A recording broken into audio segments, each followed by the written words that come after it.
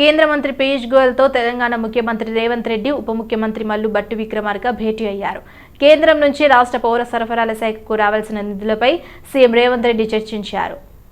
రాష్ట్రానికి రావాల్సిన నిధులను వెంటనే విడుదల చేయాలని పీయూష్ గోయల్ను సీఎం రేవంత్ రెడ్డి కోరారు. అలాగే ధాన్యం సేకరణపై రేవంత్, మల్లు భట్టి విక్రమార్క కేంద్ర మంత్రితో చర్చించారు. ఇక ముఖ్యమంత్రి రేవంత్ రెడ్డి నిన్న మధ్యాహ్నం ఢిల్లీకి చేరుకున్నారు.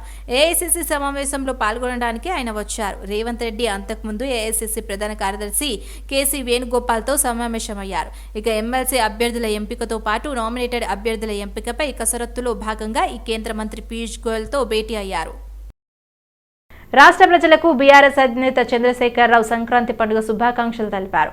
ప్రజల జీవితాల్లో సంక్రాంతి పండుగ సుఖ సంతోషాలు నింపాలని ఆకాంక్షించారు.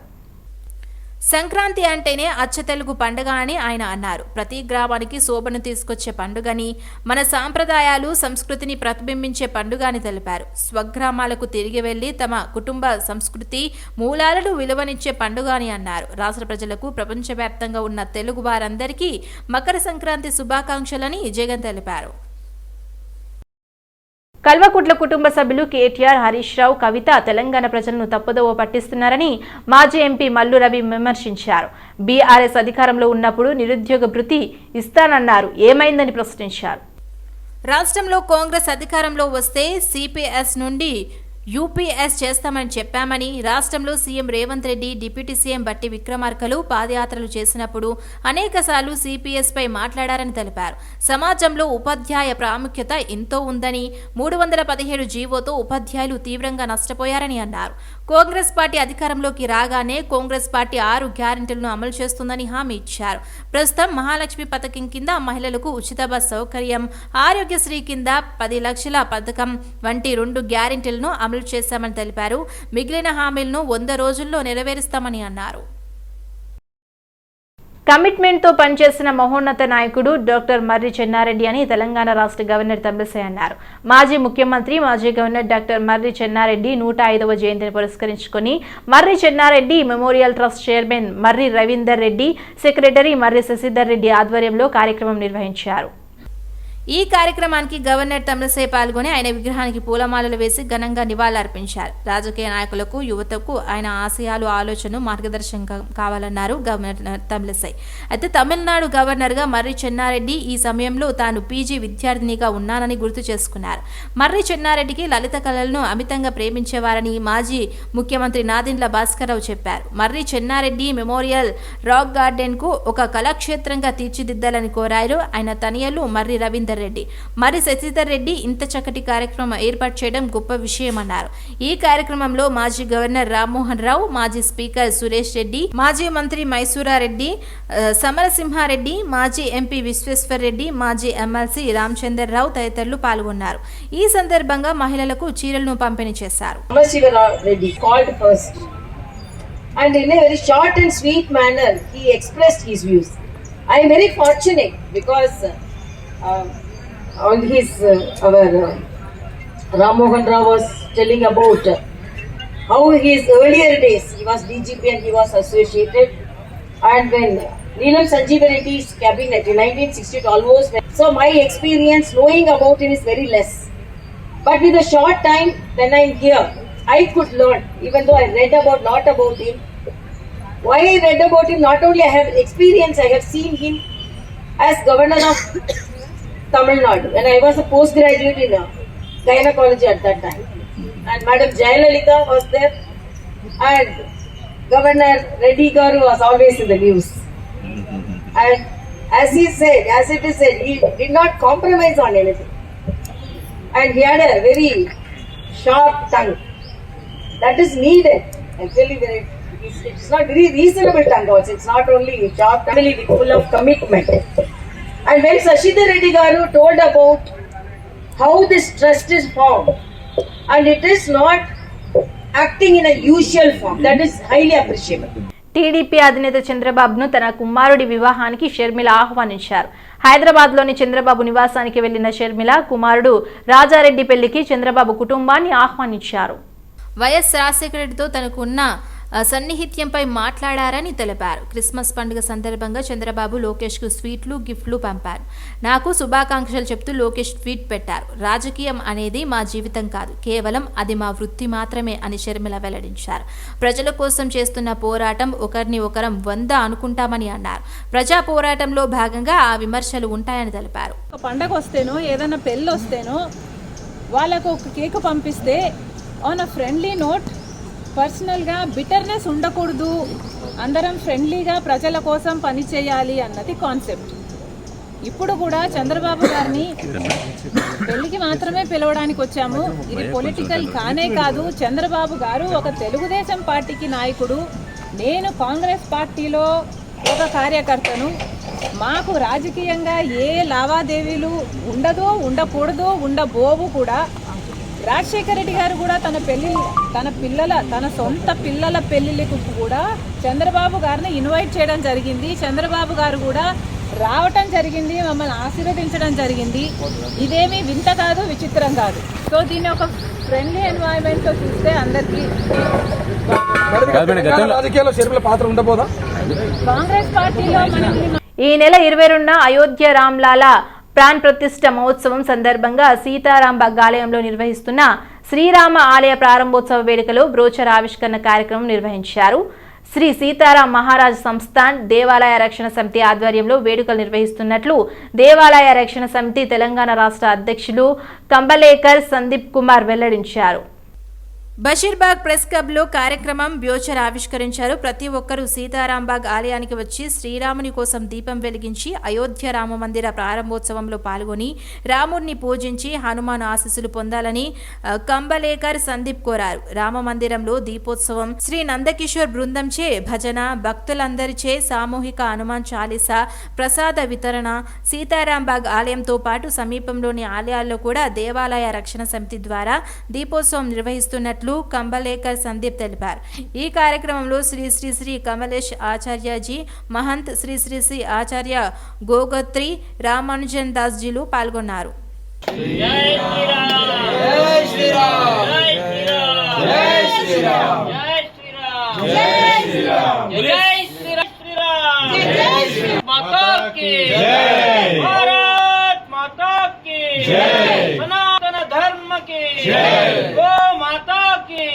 हनुमान की जय, बजरंग दली बोलिए हनुमान जी महाराज नमो वयं वैश्रवणाय कुर्महे समय कामान काम कामे प्रसिद्धे समुद्र पर्यंताय आय దీపోత్సవం కార్యక్రమం చేయాలని మేమందరం సంకల్పించినాం. కలిసి అక్కడికి ఉదయం 7:30కి వస్తే అప్పుడు 7:30కి ఫస్ట్ గణేష్ పూజ, గణేష్ ఆరాధన తర్వాత అసత్యాలు మాట్లాడడంలో మాజీ సీఎం కేసీఆర్ కుటుంబానికి ఒక చరిత్ర ఉందని టీపీసీసీ ఉపాధ్యక్షుడు నిరంజన్ తెలిపారు.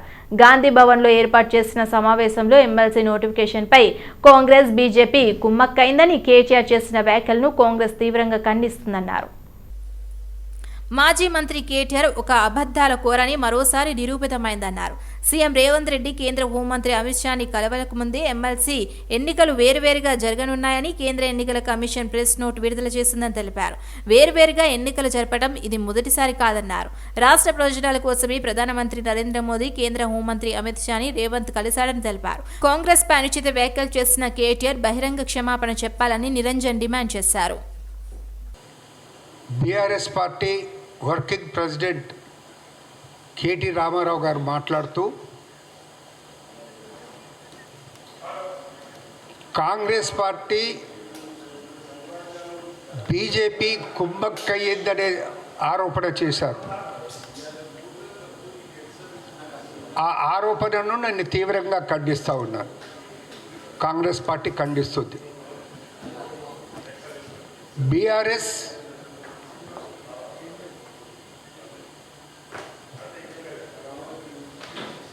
కాంగ్రెస్ పార్టీ బీజేపీ కుమ్మక్కైనందుకే ఎమ్మెల్సీ ఎన్నికల్లో 2 వేర్వేరు నోటిఫికేషన్స్ రావటం జరిగింది అనే మాట వారు చెప్పారు. అది కూడా రేవంత్ రెడ్డి గారు అమిత్ షాను కలిసిన తర్వాత ఈ పరిణామం చోటు చేసుకుందనే ఆరోపణ చేశారు. అది శుద్ధ అబద్ధం.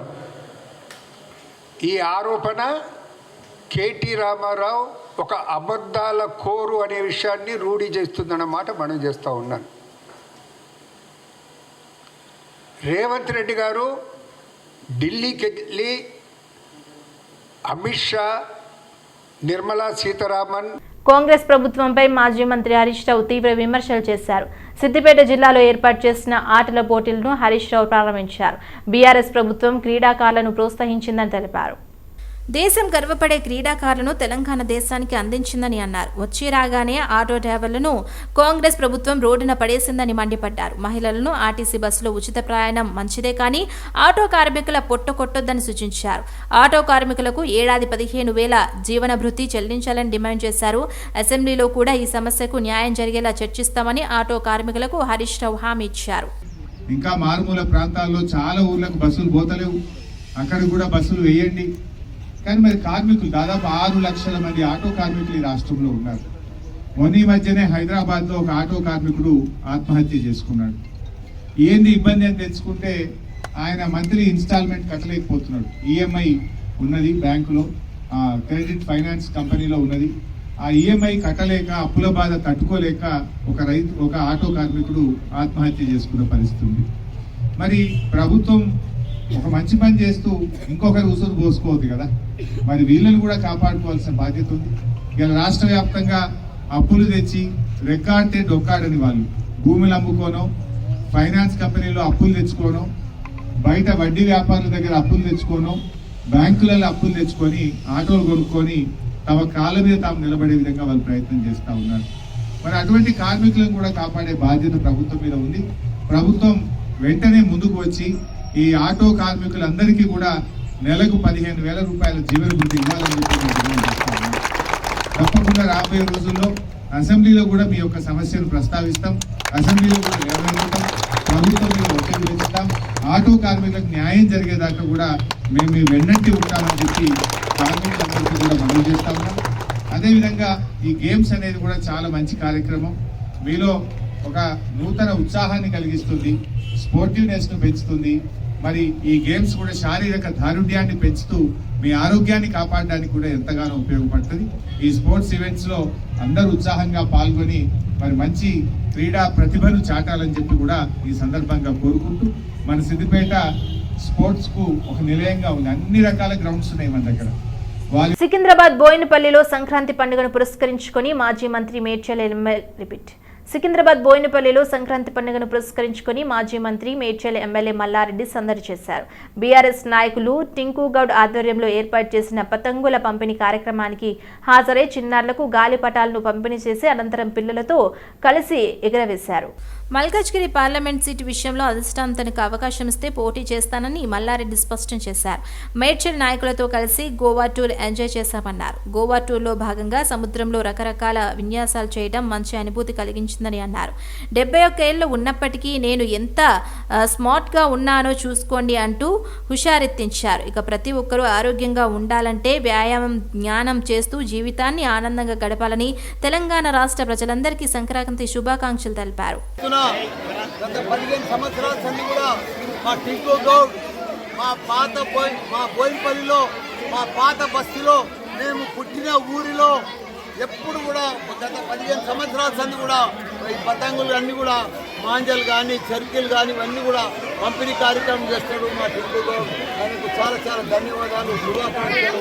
ఎందుకంటే పిల్లలకు మంచి పతంగులు ఎగిరేయాలని బాగా ఫ్యాషన్ కాబట్టి, సంక్రాంతి పండుగ ఆనవాయితీ ఉంటుంది కాబట్టి పిల్లలందరికీ కూడా ఫ్రీగా మాంజా కానీ చర్కీలు కానీ ఇవన్నీ పతంగులు కానీ ఫ్రీగా పంపిణీ చేస్తాడు. ఎంతమందికి పంపిణీ కార్యక్రమం చేస్తాడు. అదే వాళ్ళ యువ సంఘం అందరికీ కూడా ధన్యవాదాలు. ఇట్లనే ప్రతిసారి పంచుతాడు, ప్రతిసారి పూజ చేస్తాడు, ప్రతిసారి నవరాత్రి పూజలు చేస్తాడు, గణపతి ఉత్సవాలు చేస్తాడు. ఈసారి తప్పకుండా కంటోన్మెంట్ బోర్డు మెంబర్ నిలవాలని కోరుకుంటున్నాను. ఆయనకు తప్పకుండా ఆయన శుభాకాంక్షలు, ధన్యవాదాలు. పోయినాము మా కార్పొరేటర్లను అంతా ఫ్యామిలీలతో పోయినాము, నేను కూడా ఫ్యామిలీతో పోయినా. శివం హిల్స్ కాలనీలో పూర్తి స్థాయిలో భూగర్భ డ్రైనేజీ వ్యవస్థను కాలనీ వాసులకు అందుబాటులోకి తెస్తామని స్థానిక కార్పొరేటర్ కొప్పుల నరసింహారెడ్డి తెలియజేశారు. అయితే మన్సరాబాద్ డివిజన్ హయత్ నగర్లోని శివం హిల్స్ కాలనీలలో భూగర్భ డ్రైనేజీ పనులను కొప్పుల నరసింహారెడ్డి పరిశీలించారు. రోడ్ నెంబర్ 11లో జరుగుతున్న పైప్ లైన్ లెవెల్స్ ను దగ్గరుండి man whole to man whole water floating చేయించి పరిశీలించామన్నారు. అదేవిధంగా గుత్తదారుల నాసి రకమైన పనులను చేయొద్దని హెచ్చరించారు. హయత్ నగర్లోని శివార్ ప్రాంతంలో ఉన్న భూగర్భ డ్రైనేజ్ ట్రంక్ లైన్ పనులు కూడా తొందరలోనే సిఎస్ఆర్ కాలనీ నుండి Lakshmi Bhavani colony, KV and Reddy colony వరకు పూర్తి చేసే పనిలో ఉన్నామని తెలిపారు. ఇక అదేవిధంగా మిగిలి ఉన్న కాలనీలలో భూగర్భ డ్రైనేజీ పనులకు పైప్ లైన్లు దిగి తొందరగానే పనులు ప్రారంభమవుతాయని, దశల వారీగా మిగిలిన సమస్యలను కృషి చేస్తామని కొప్పుల నరసింహారెడ్డి హామీ ఇచ్చారు. పదే ఎస్సీ వర్గీకరణకు అనుకూలమని చెప్తున్న కాంగ్రెస్ పార్టీ తన చిత్తశుద్ధిని నిరూపించుకునే సమయం ఆసన్నమైందని ఎంఆర్పీఎస్ జాతీయ అధ్యక్షుడు మందకృష్ణ మాదిగ తెలిపారు. సికింద్రాబాద్ పార్సిగుట్టలో ఎంఆర్పీఎస్ జాతీయ కార్యాలయంలో ఏర్పాటు చేసిన సమావేశంలో మందకృష్ణ పాల్గొన్నారు. సుప్రీంకోర్టు రాజ్యాంగ ధర్మాసనం ముందు ఈ నెల 17న ఎస్సీ వర్గీకరణ అంశం విచారణకు రానుందని, ఈలోపే రాష్ట్ర ప్రభుత్వం తరపున అఫిడవిట్ సమర్పించాలని, సీనియర్ సుప్రీంకోర్టు న్యాయవాదిని కేటాయించాలని కేంద్ర ప్రభుత్వానికి కాంగ్రెస్ పార్టీ జాతీయ అధ్యక్షుని చేత లేఖను రాయించాలని ముఖ్యమంత్రి రేవంత్ రెడ్డి విజ్ఞప్తి చేశారు. 2004 తర్వాత 20 ఏళ్లకు సుప్రీంకోర్టు ధర్మాసనం తుది విచారణకు వస్తున్న నేపథ్యంలో ఎస్సీ ఉద్యోగుల నియామకాన్ని వాయిదా వేయాలని, తీర్పు అనంతరం దాని ప్రకారం అమలు చేయాలని డిమాండ్ చేశారు. ఒక కాంగ్రెస్ పార్టీ జాతీయ అధ్యక్షుడి అభిప్రాయాన్నే మేము కోరుతున్నామంటే దానికి కారణం కమిషన్ అభిప్రాయం. 2010లో కమిషన్ కేంద్ర ప్రభుత్వం ముందు 3 సూచనలు చేసింది వర్గీకరణ అమలు చేయాలంటే. ఒకటి, ఎస్సీ కమిషన్, ఇది అంటే షెడ్యూల్ కులాలకు సంబంధించిన అంశాల మీద ఒక నిర్ణయం తీసుకోవాలంటే కమిషన్ కేంద్ర ప్రభుత్వానికి 2010లో 3 సూచనలు చేసింది. అప్పుడు వాళ్ళ ప్రభుత్వమే ఉన్నది. మొదటిది, ఎస్సీ వర్గీకరణ అంశం మీద రాష్ట్ర ప్రభుత్వాల అభిప్రాయం తీసుకోండి అని. రాష్ట్ర ప్రభుత్వాల అభిప్రాయాలే తీసుకోమన్నది, కానీ రాష్ట్ర ప్రభుత్వాలు అందరూ ఆమోదం కాదు. ఇప్పటికే వివిధ రాష్ట్ర ప్రభుత్వాల అభిప్రాయాలు వచ్చినాయి. ఎస్సీ వర్గీకరణ అవసరమైన రాష్ట్ర ప్రభుత్వాలు అవసరమని రాసినాయి. ఎస్సీ వర్గీకరణకు మాకు అవసరం లేదన్న వాళ్ళు అవసరం లేదని రాసినాయి. ఎక్కడ ప్రజా ఉద్యమాలు జరుగుతున్నాయో, ఎక్కడ అన్యాయం జరిగిందని సమాజం ముందు రోడ్డు మీదకి వచ్చిందో అక్కడ ప్రభుత్వాలు గుర్తించాల్సి వచ్చింది, వర్గీకరణకు అనుకూలంగా స్పందించాల్సి వచ్చింది. ఆ విధంగా ఎస్సీ వర్గీకరణ అంశం ప్రధాన అంశంగా ఉన్న రాష్ట్రాలన్నీ వర్గీకరణను సమర్థిస్తూ కేంద్ర ప్రభుత్వానికి అభిప్రాయాలు చెప్పినాయి. 7 జడ్జిలతో కూడిన రాజ్యాంగ ధర్మాసనం ముందు విచారణకు రాబోతున్న సమయంలో తెలంగాణలో కూడా ఉమ్మడి ఆంధ్రప్రదేశ్ విభజన జరిగి తెలంగాణ రాష్ట్రం ఏర్పడ్డ తర్వాత కూడా ఎస్సీ రిజర్వేషన్ల వర్గీకరణను సమర్థిస్తున్నామని పదే మేనిఫెస్టో పెడుతూ వస్తున్నది కాంగ్రెస్ పార్టీ. అదే సమయంలో మొన్న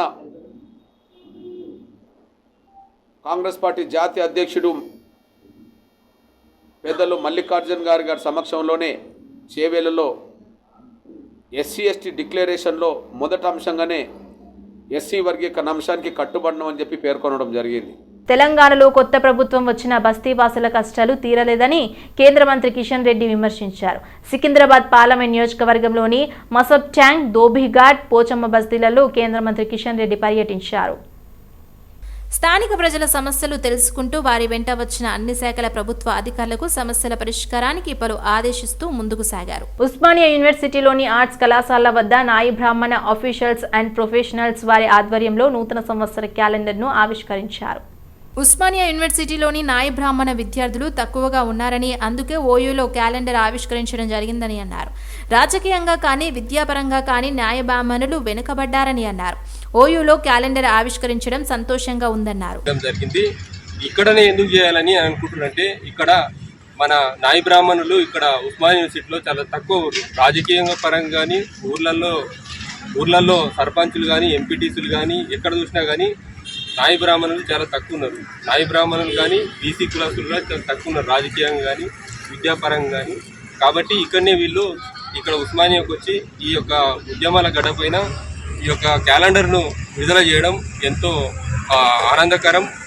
ఇతర బీసీ కులస్తులకు కూడా ఒక చైతన్యంగా భావించి మీరు కూడా ముందుకు కలవాలని ఈ యొక్క నాయి బ్రాహ్మణ అఫీషియల్స్ ప్రొఫెషనల్స్ అసోసియేషన్ వారి బృందానికి నేను అభినందనలు తెలియజేస్తున్నాను. కేసీఆర్ ప్రభుత్వం శ్రీకారం చుట్టిన SRDP నిర్మాణంలో అరుదైన ప్రాజెక్ట్ అతి త్వరలో అందుబాటులోకి రావడం జరుగుతుందని ఎల్బీనగర్ ఎమ్మెల్యే దేవిరెడ్డి అన్నారు.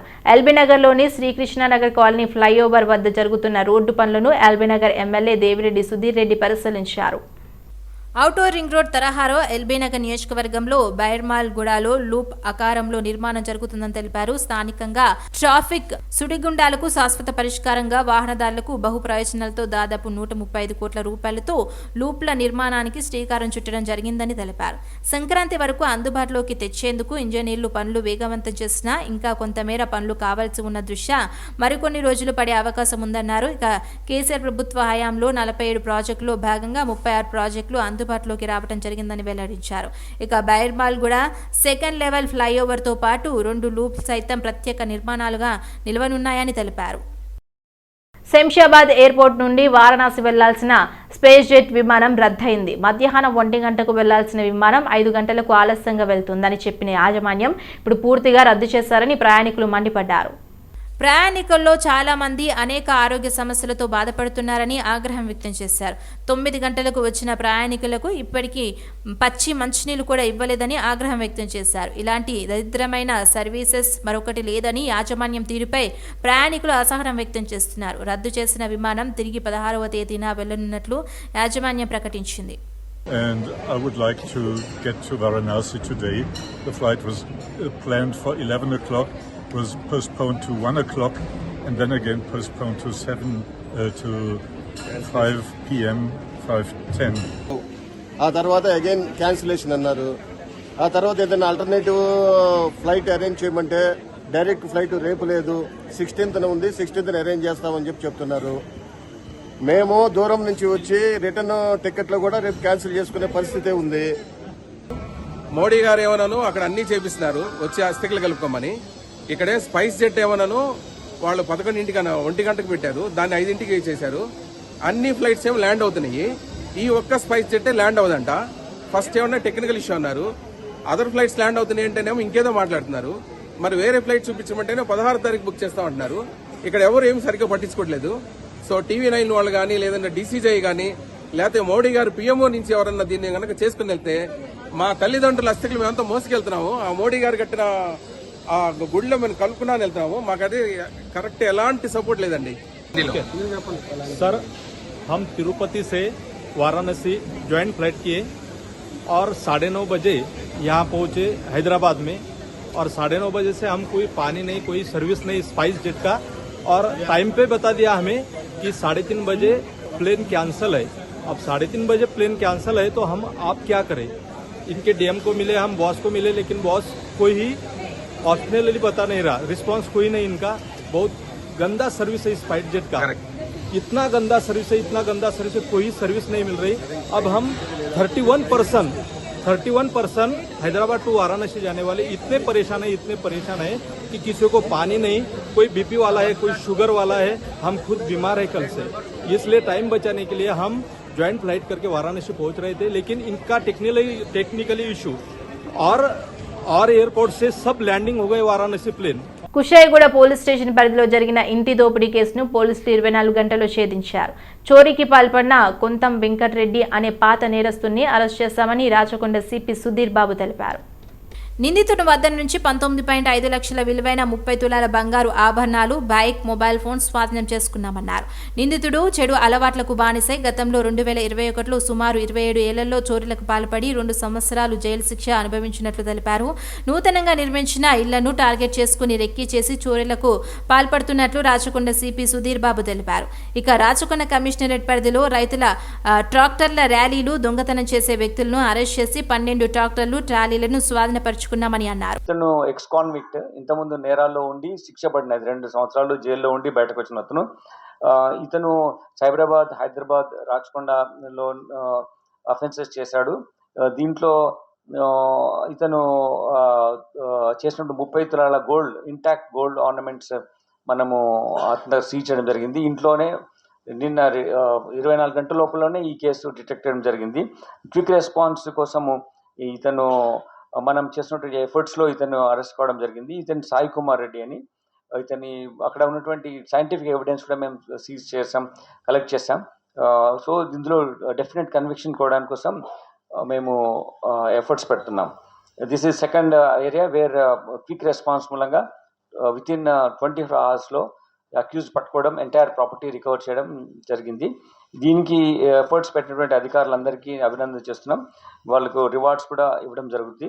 ఇతని దగ్గర 30 తులాస్ ఆఫ్ గోల్డ్ ఆర్నమెంట్స్, ఒక bike, phones and other materials కలిపి 18,50,000 rupees worth total property and seize చేయడం జరిగింది.